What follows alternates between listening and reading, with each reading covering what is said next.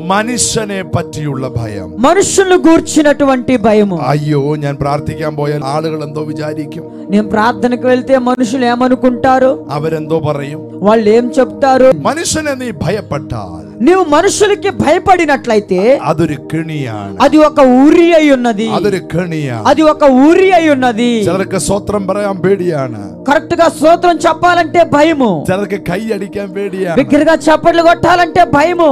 മനുഷ്യനെ ഭയപ്പെട്ട് നിന്റെ ആരാധന കുറയ്ക്കരുത്.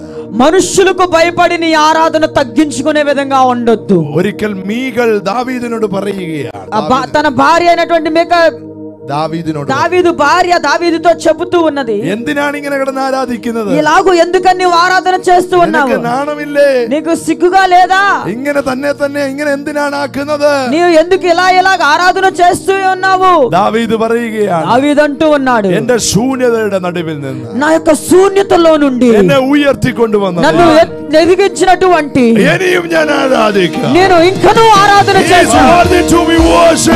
నేను ఆయన నిత్యం ఆరాధన చేస్తూనే ఉంటాను. ఆయన ఆరాధనకు యోగ్యుడు, అర్హుడు.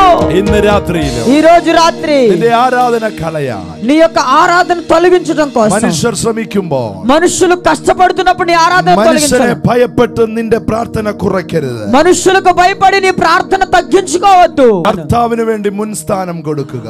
ప్రభు కొరకు ముందు స్థానం ఇచ్చేయండి. ഒരു മനുഷ്യനെ നീ ഭയപ്പെടരുത്. ఒక మనుషుడికి నువ్వు భయపడొద్దు. അങ്ങനെ വരുന്ന ഭയങ്ങളെ ഇന്ന് രാത്രി കർത്താവ് ബ്രേക്ക് అలా ചെയ്യുക. వస్తున్నటువంటి భయముని రాత్రి ప్రభు తొలగించుచున్నాడు. ഏത് പ്രതിസന്ധി വന്നാലും ఎలాంటి ప్రతికూల పరిస్థితులు వచ్చినా അതിനെ നേരിടുവാൻ దానిని నేరుగా ఎదుర్కొనుట కొరకు ഒരു ധൈര്യം നിന്റെ മേൽ ఒక വരികയാണ്. ధైర్యము నీ మీదకి వచ్చుచున్నది. അവരങ്ങനെ ചെയ്യുമോ, వాళ్ళు ఆ విధంగా చేస్తారేమో, അവരിങ്ങനെ ചെയ്യുമോ, వారు ఈ విధంగా చేస్తారేమో, എന്റെ ജീവിതം തകരുമോ, నా జీవితం నాశనం అయిపోతుందేమో. I will tell you, నేను మీతో చెబుతున్నా, ഒരു മനുഷ്യർക്കും നിന്നെ തകർക്കാൻ ఒక കഴിയില്ല. మనుషుడు కూడా నిన్ను నాశనము చేయలేడు. Because great plan of God is upon your life. నీ పైన గొప్ప దేవుని ప్రణాళిక ఉండి ఉన్నది.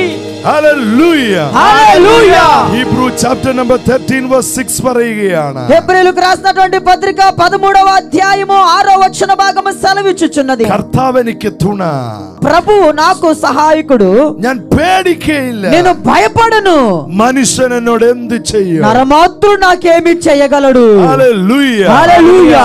മനുഷ്യൻ എന്നോട് എന്ത് ചെയ്യുമെന്ന് നമുക്ക് నరమాత్రుడు ധൈര്യത്തോടെ నాకేమి చేయగలడు అనేటువంటి ధైర్యముతో నీవు ఉండాలి. എബ്രായ ലേഖന കർത്താവ് പറയുകയാണ്, హెబ్రీయులకు రాసిన పత్రికలో ప్రభు చెప్పుచున్నాడు, ഒരു മനുഷ്യർക്കും എന്നെ ഒന്നും ചെയ്യാൻ കഴിയുകയില്ല. ఒక మనుషుడు కూడా నిన్నేమీ చేయలేడు. എന്റെ കർത്താവ് എന്റെ കൂടെയുണ്ട്. నా ప్రభు నీతో కూడా ఉండి ఉన్నాడు. എല്ലാ കരങ്ങളും ഉയർത്തിപ്പിടിച്ചു అందరూ రెండు చేతులు పైకెత్తి യേശുവിന്റെ നാമത്തിൽ యేసు నామములో മനുഷ്യന്റെ ഭയം మనుషులకు భయపడే ఆ భయము നിന്നെ പിടിച്ചു നിർത്തുന്നുണ്ടെങ്കിൽ, నిన్ను పట్టి ఆపినట్లుగా అనిపిస్తున్నట్లయితే, ഏത് ഏരിയയിലാകട്ടെ, ఏ భాగములో అయినా కానివ్వండి, ഏത് മേഖലയിലാകട്ടെ, ఏ పరిస్థితిలో అయినా కానివ్వండి, ഇന്ന് രാത്രിയിൽ ఈ రోజు రాత్రి അതിൽ നിന്നും കർത്താവ് നിന്നെ വിടുവിക്കുകയാണ്. దానిలో నుండి ప్రభు నిన్ను విడిపించబోతున్నాడు.